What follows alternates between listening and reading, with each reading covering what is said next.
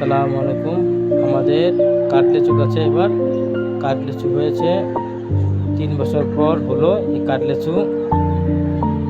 আর ধীরে ধীরে আমি যে চারাগুলো এনেছিলাম আস্তে আস্তে আল্লাহ দিলে ফলন আসছে। এই দেখতে পাচ্ছেন, এই যে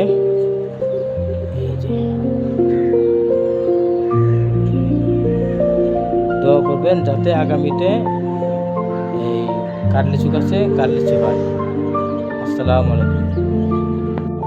আমাদের কাঠ লিচু গাছে এবার কাঠ লিচু হয়েছে,